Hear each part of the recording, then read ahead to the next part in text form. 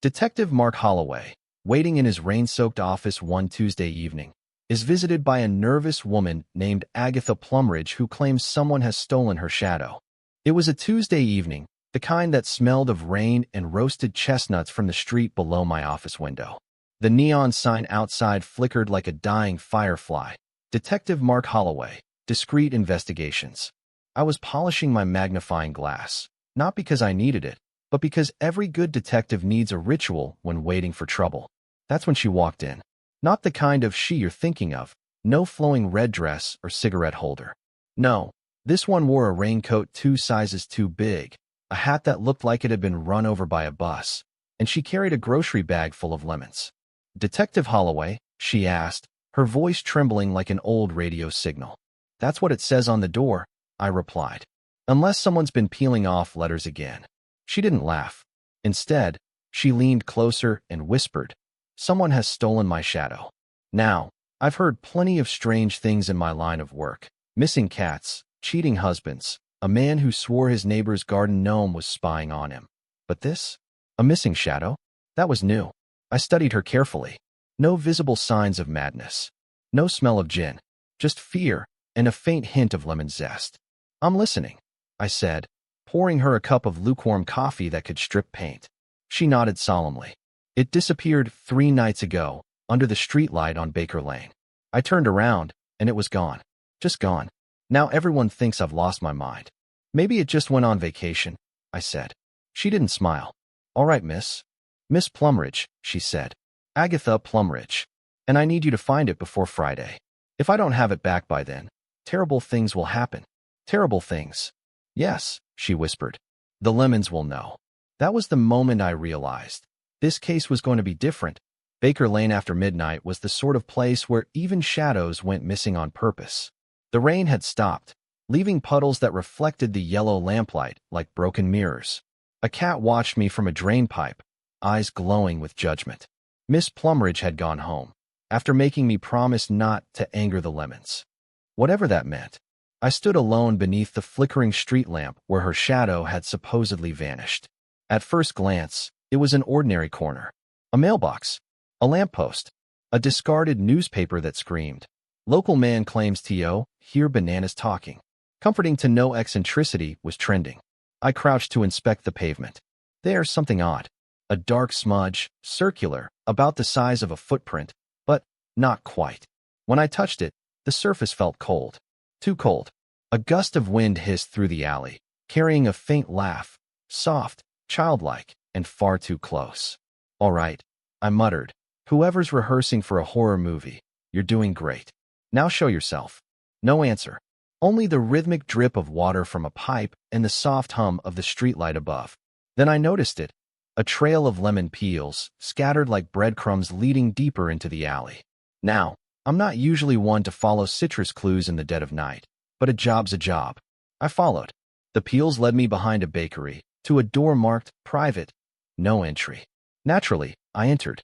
Inside, the air smelled of sugar, yeast, and something else, something metallic. The kitchen was deserted, save for one thing. A silhouette painted on the floor in chalk. Not a body outline. A shadow outline. Arms outstretched, as if it had been trying to crawl away. And beside it, scrawled in frosting on the counter, were 3 words. "Lemon see all." That's when the lights went out. The instant the lights died, the world shrank into sound. The slow, sticky drip of something sweet, probably icing, echoed off the tiled walls. My hand reached instinctively for my flashlight. But of course, the batteries had decided tonight was their night off. Then I heard it. A whisper. Not quite human, not quite wind. More like a chuckle that had forgotten what laughter meant. "Who's there?" I called out, my voice steadier than my heartbeat. A clink of metal answered me. Somewhere near the ovens. I took a cautious step forward, tripped over a rolling pin, and nearly introduced my face to the floor.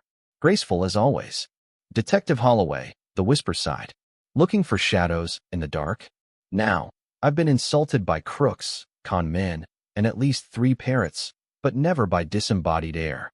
"Show yourself," I said, "or I'll start quoting poetry." Badly.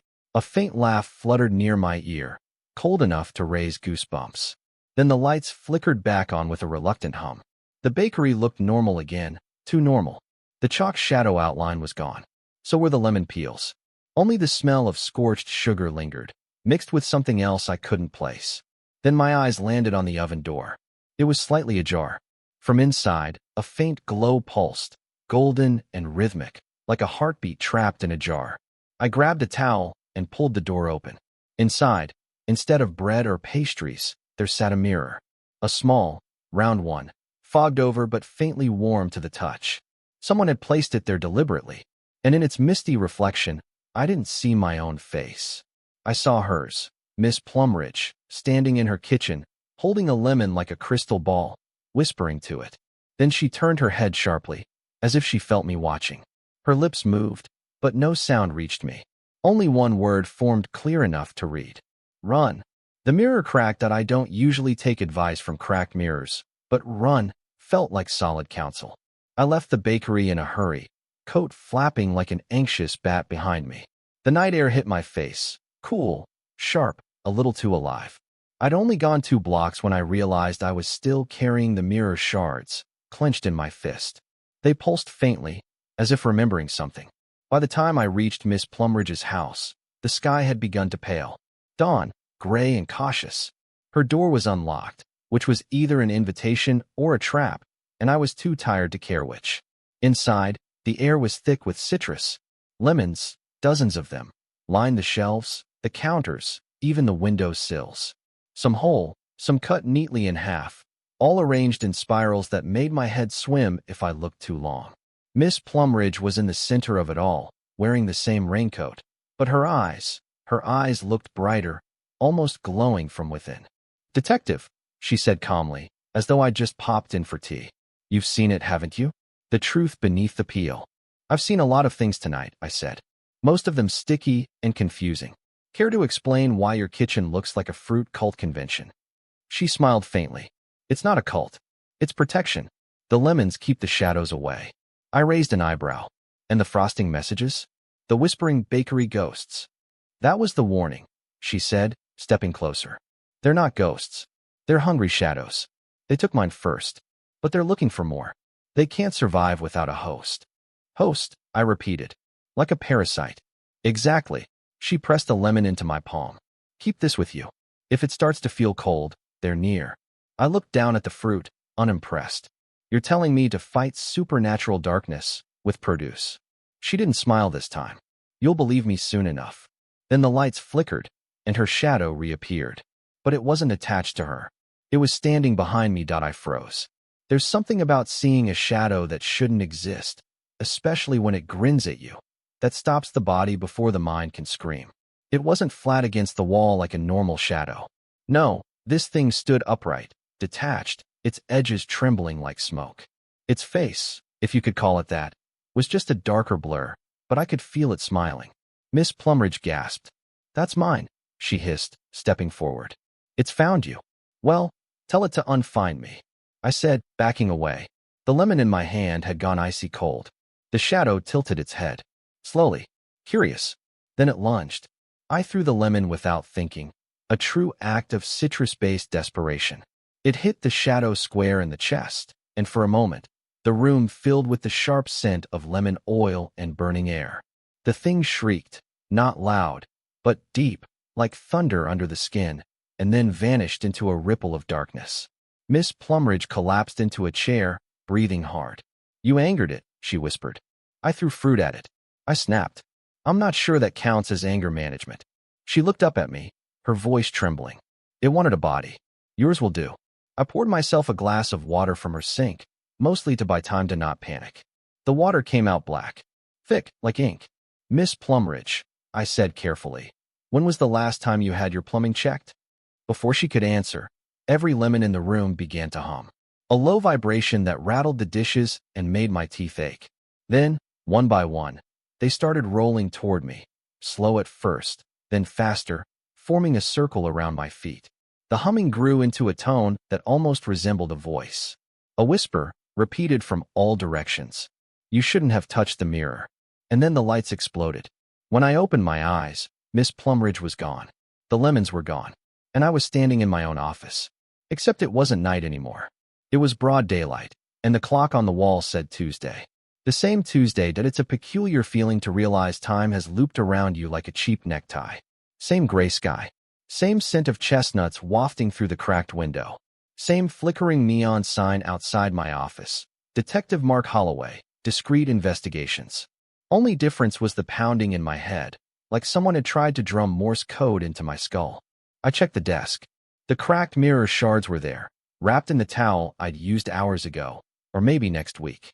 And sitting right beside them was something new, a lemon, perfectly round, with one word carved into its skin. Again, a knock on the door followed immediately. Same rhythm, same hesitation between taps. I didn't need to turn around. I already knew who stood there. Detective Holloway, came her voice. Miss Plumridge. Raincoat, crushed hat, bag of lemons. But this time, her shadow was right where it belonged. Someone has stolen my shadow, she said, just as before. I leaned back in my chair, studying her. You don't say? And what exactly do the lemons know this time? Her eyes widened, startled. How do you? I raised a hand. Let's just say I'm ahead on the syllabus. She blinked, unsure. Are you agreeing to take the case? Miss Plumridge, I sighed. I already did. And believe me, it didn't go well. That's when the mirror on my desk flickered. Just for a second. Long enough for her reflection to glance at me and wink, while the real Miss Plumridge stood motionless. I swallowed hard. All right, I said. Let's try something different this time. I grabbed my coat and the carved lemon. You and I are going to the bakery right now. But this time, no shadows, no chanting fruit, and no frosting messages. She frowned. Chanting fruit. Long story, I said. We stepped out into the street. The rain began again, steady and rhythmic. But as we passed the alley toward Baker Lane, something stopped me cold. There, in the reflection of a puddle, was me, walking beside her. Except my reflection didn't copy my steps. It turned its head and smiled. It's one thing to catch your reflection smirking when you're not. It's another thing entirely when it waves at you. I froze mid-step. Miss Plumridge kept walking until she noticed I wasn't beside her. Detective, she asked. In a moment, I muttered, crouching beside the puddle. The surface rippled with the drizzle, yet the reflection stayed clear. My duplicate looked calm. Too calm, hands folded behind its back, head tilted like a curious actor waiting for his cue. All right, I said quietly. You win the prize for creepiest déjà vu. The reflection mouthed something. No sound, only movement. 3 words. I leaned closer. You forgot me. Before I could respond, Miss Plumridge yanked me backward. Don't look too long, she hissed. It's how they cross over. How who cross over? I asked, wiping rain from my eyes. She didn't answer. Instead, she pointed to the puddle. The reflection was gone, replaced by a perfect mirror of the gray sky above. I exhaled. Right. No staring into puddles. Add that to my growing list of career advice. We hurried down Baker Lane. The bakery looked as it had before, empty, closed, lights off, except for a single note taped to the door, written in looping handwriting. You're late, Mark. Do you know who wrote this? I asked her. She shook her head. No, but the handwriting looks familiar. I peeled the note off, turned it over. The back was sticky with dried frosting. Chocolate, maybe, or something pretending to be. Inside the bakery, the air was colder this time. The smell of sugar had been replaced by something sterile and wrong. The oven door was missing entirely, and in its place stood another door, wooden, carved with lemon branches twisting around an eye. That wasn't here before, I said. Miss Plumridge whispered. That's where they took my shadow. I took a breath. Fine. We open it together. But before my hand touched the knob, the mirror shard in my pocket began to hum. I pulled it out, its surface cloudy, trembling. And there, faintly visible in the reflection, was me again. Except this time, I wasn't smiling. I was screaming, if there's one thing I've learned as a detective, it's this: never trust a door that hums back at you. The carved eye on the wood seemed to watch my hand as I reached for the handle. The moment I touched it, the air thickened, heavy with the smell of citrus and static. Miss Plumridge grabbed my sleeve. Once we open it, she whispered, we can't go back the same. Lady, I said, I haven't been the same since someone threatened me with lemons. The door swung open before I could make another bad joke. On the other side wasn't a room, it was a street. Or rather, a version of Baker Lane that had gone through a fever dream. The lamps were made of glass fruit, glowing faintly yellow. The cobblestones were slick like marble. And the shadows moved on their own, crawling between walls like spilled ink searching for shape. Miss Plumridge stepped through. I followed, mostly because the door slammed shut behind me. Immediately, sound warped, muffled, distant, like we were underwater. A bell chimed somewhere, deep and slow. "That's it," she whispered. "The place between reflections." "Charming," I said. "Does it have a snack bar?" Something shifted in the fog ahead. A figure, tall, angular, and gliding instead of walking. As it came closer, I realized it was made entirely of shadows. Dozens of them, layered and flickering. It stopped a few paces away. "Detective Holloway," it said in a voice that felt like velvet dragged across stone. "You're late." "Yeah, sorry. I had to stop for coffee and an existential crisis," I said. "Who are you?" "I am the collector," it replied. "I keep what the light forgets." Miss Plumridge trembled beside me. "You took my shadow," she said. The collector inclined its head. "It was lonely." "I want it back," she demanded. A pause. "Then, you may take it, if the detective agrees to trade." My stomach dropped. "Trade what?" It smiled, or at least, the darkness bent in a way that suggested a smile. "His reflection," it said. I looked down. In a nearby puddle of black glass, my reflection looked right back, shaking its head no. You know that feeling when everyone in the room looks at you like you've already agreed to something stupid? That was me, standing in a dream made of fog and lemon-scented dread, with a shadow creature asking for my reflection like it was trading baseball cards. "My reflection stays with me," I said. "I've had it since birth." Sentimental value. The collector tilted its head. "Reflections are temporary. Shadows eternal." "Yeah? Tell that to a flashlight," I muttered. Miss Plumridge clutched my arm. "Mark," she whispered, "don't anger it. Just listen." But I wasn't listening. I was staring at the puddle near my feet. At me? The version of myself in the glass. He wasn't scared. He was smirking. "You'll say yes," my reflection mouthed silently. The collector stepped closer, its form rippling like oil in water. "If you refuse, her shadow will remain here. If you accept, you'll lose yours. A fair exchange." Miss Plumridge's hand trembled. "Don't do it," she said. "Please." "I'm not in the habit of donating body parts to mythological concepts," I replied, though my voice didn't sound half as confident as I wanted it to. "Then perhaps a demonstration," the collector purred. It snapped a hand, a claw, whatever it had, and the fog shifted. Shapes appeared. People, hundreds of them, wandering aimlessly. Some transparent, some whole, all without shadows. Their eyes were dull mirrors, reflecting nothing. Miss Plumridge gasped. "They're trapped. Once a shadow is taken," the collector said, "its owner fades. They forget who they are." I turned to her. "This happened to your shadow too?" She nodded. "It's been calling to me. That's how they lure you in." Then the reflection spoke. Actually spoke this time, voice echoing from the puddle. "Don't fight it, Mark. We belong here." I took a step back. "Okay, that's enough. Nobody likes an overconfident mirror." But the collector was already stretching out a long, black hand toward me. "Decide," it hissed. "Light or memory?" My reflection grinned wider. "He'll choose memory." And before I could stop myself, I said, "All right. But I've got one condition." The collector paused. "Name it." "I keep my lemon." The fog went utterly still. Then, the collector laughed. Low and rich, like thunder learning to breathe. "Done," it said. The puddle beneath me shattered. The ground cracked beneath my boots like glass under pressure, and suddenly everything was falling upward. Not down, up. I don't recommend it. The world turned inside out. Black became white, light became liquid, and sound came in flavors, mostly lemon and static.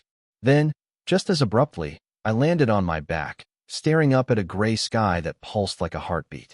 The collector stood above me, its form now sharper, almost human.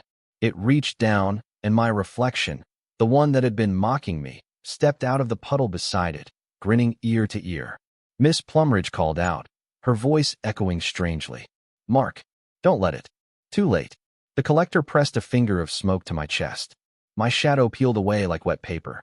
It didn't scream, didn't resist, it just left. Then, in one motion, the collector hurled it toward the void and flung Miss Plumridge's shadow back into her. She gasped, falling to her knees, color flooding back into her cheeks. The bargain was done. I stood, lightheaded, trying not to notice that my feet didn't make footprints anymore. My shadow, my own, was gone. I looked at the ground where it should have been. Nothing. Just pale stone. The collector smiled, satisfied. Balance restored. Miss Plumridge ran to me. You shouldn't have done that. Without your shadow, the world won't hold on to you. You'll unravel. I've been told that before, I said, brushing off my coat. Usually by ex-girlfriends. But my joke landed flat, literally. The air seemed heavier, colors duller. My reflection in a nearby shard of broken glass looked off. Its lips moved slower than mine, like it was lagging behind. Then something stranger happened. The reflection blinked twice, though I hadn't blinked at all. Thanks for the body, detective, it said. And in the next heartbeat, it stepped out of the glass. The world spun. The reflection, my reflection, straightened its tie, flexed its fingers, and gave me that same smug grin. Don't take it personally, it said in my voice.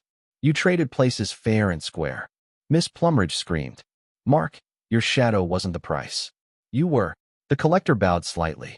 One must always read the fine print. Then everything went white. When I woke up, I was staring from inside the mirror. And the version of me outside? He was whistling that if you've never been inside a mirror, let me tell you, it's a lousy neighborhood.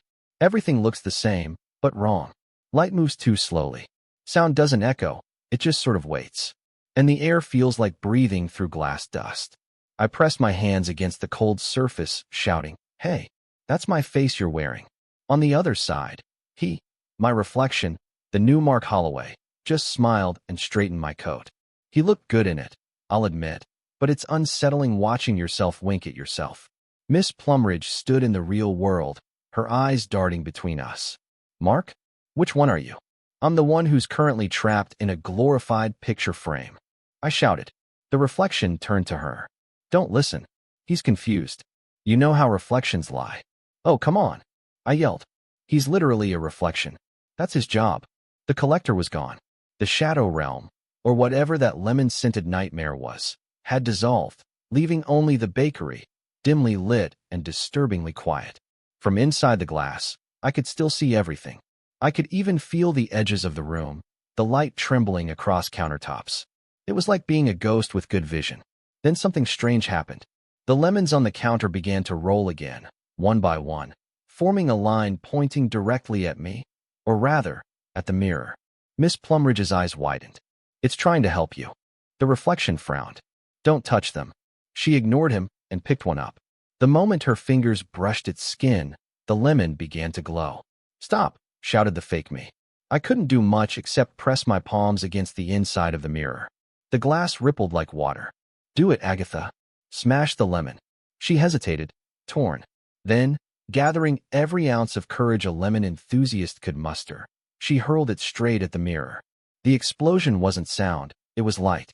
Blinding, golden, and sharp as shattered memory. When my vision cleared, the fake me was on the floor, smoking faintly. And I was standing outside the mirror again. But something was wrong. My reflection was still there. It got up, brushed off its coat, and smiled. Guess what, detective? It said. There's room for both of us now. Seeing yourself smirk from across the room is unsettling. Seeing yourself reach for a gun first, that's worse. I froze. My reflection, let's call him Mirror Mark, looked alive in every sense. No shimmer, no distortion. Just me, in flesh and shadow, holding my revolver with unsettling ease. Well, he said, twirling it like a showman, you always said you wanted a partner.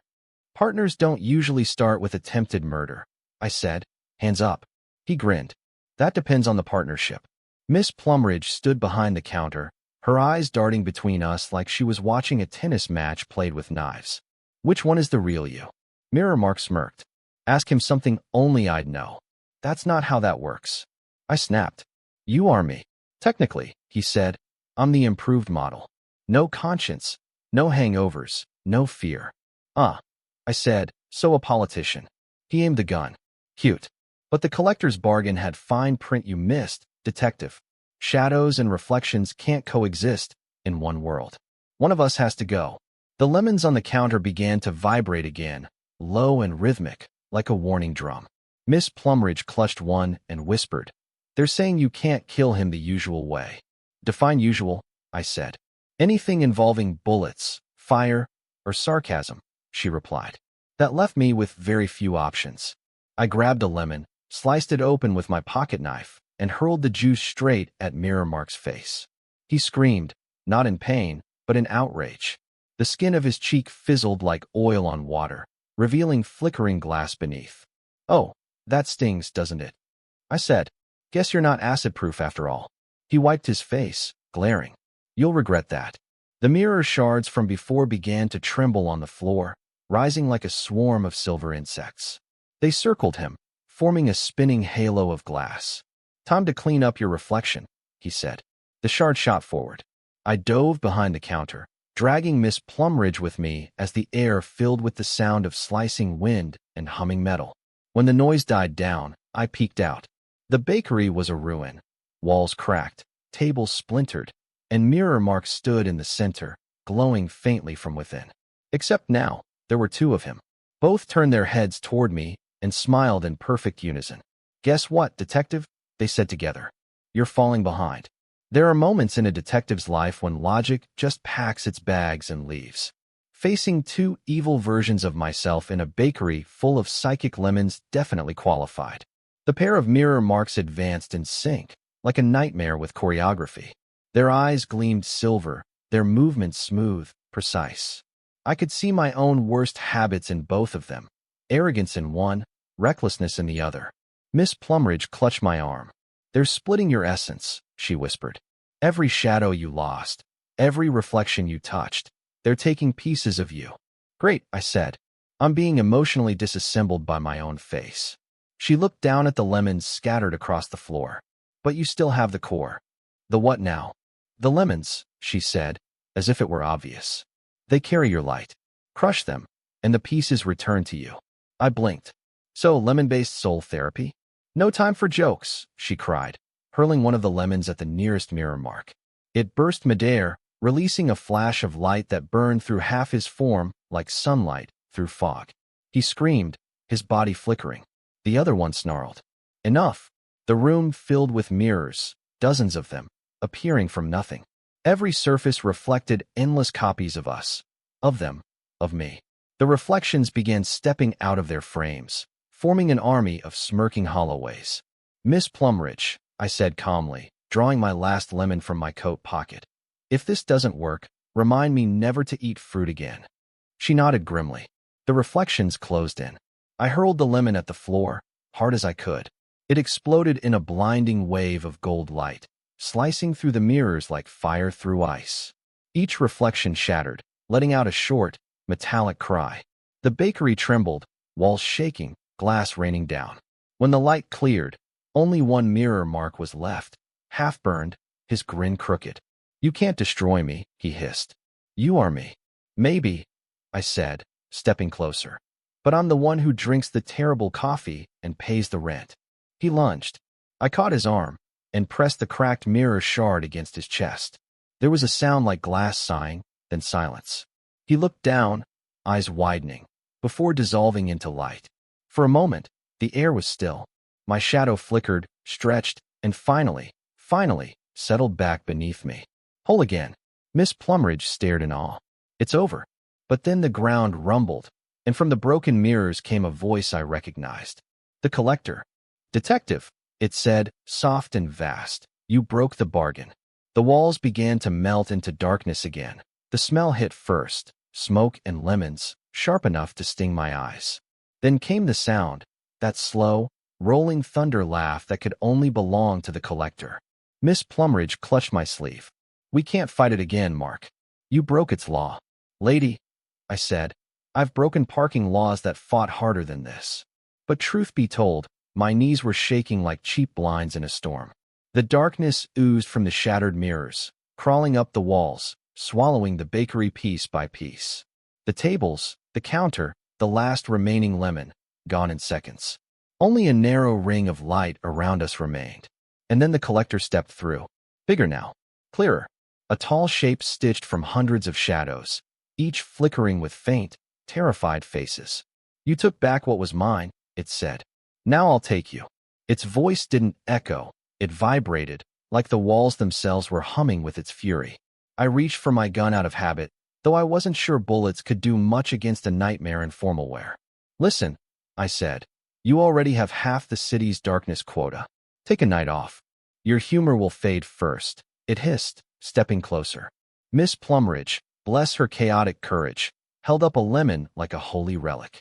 Stay back, she shouted. You can't cross light. The collector paused, almost amused. Light fades. Not if you boil it, she muttered, pulling something from her pocket, a small silver lighter. Wait, are you? Before I could stop her, she struck the flame, held it to the lemon's skin, and whispered something under her breath. The peel began to glow, not yellow, not gold, but white, pure and steady. The collector recoiled. What is that? Homemade sunlight, she said grimly. My grandmother taught me. The air around us shimmered as she threw the burning lemon into the shadow.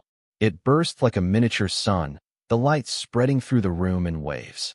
The collector screamed, the sound of every whisper it had ever stolen, tearing free at once. Its form unraveled, dissolving into wisps of smoke and broken silhouettes. When it was gone, the mirrors melted into puddles of glass. The air cleared. For the first time in what felt like years, the morning light outside the bakery was real. Warm. Honest. Miss Plumridge sank to the floor, breathing hard. It's done, she whispered. I wasn't so sure. I looked down, my shadow stretched behind me again, solid and still. But for just a heartbeat, I swore I saw it wink. Morning in the city always smells the same after chaos. Wet pavement, cold coffee, and the faint sigh of things pretending to be ordinary again. The bakery was gone by the time the police showed up. Not destroyed, just gone. An empty lot where bricks should have been. The kind of thing the report would call unexplained subsidence, because bureaucracy doesn't have a column for eaten by shadows. Miss Plumridge stood beside me, her raincoat torn, her hair streaked with soot and lemon pulp. She looked exhausted, but her eyes were clear. Her shadow moved properly again, long and quiet in the early light. I suppose that's it then, she said softly. Seems so. I replied, lighting a cigarette I didn't remember buying. Case closed. Shadow returned. Cosmic Lemon, war averted. She gave a tired laugh. You make it sound simple. Simple keeps the paperwork shorter. We watched the sunrise for a while. Real sunlight, not the kind that hums or burns. It painted the puddles gold, like the city was pretending it hadn't just flirted with oblivion. Then she reached into her bag and handed me something small. A lemon, wrapped neatly in wax paper. For protection, she said. In case the shadows get curious again. I took it, turning it in my hand. Someone, her, probably, had carved a tiny mark into the peel, a single eye. Watching, I tucked it into my coat pocket. I'll keep it close. We said our goodbyes, awkward but warm, and she walked away down the street, her shadow following like a loyal dog. I turned back toward my office, thinking I'd earned at least 12 hours of dreamless sleep. But as I passed a shop window, I caught sight of my reflection. It smiled. Before I did, I stopped, looked closer. The reflection winked, adjusted its tie, and mouthed 2 words I'll never forget. Next time. Then it copied me perfectly again, as if nothing had happened. I stood there a long while, cigarette burning down to ash. Yeah, I muttered to no one. There's always a next time. And with that, I walked into the fading light, lemon in my pocket, shadow at my feet, and the faintest laughter whispering somewhere just beyond the glass.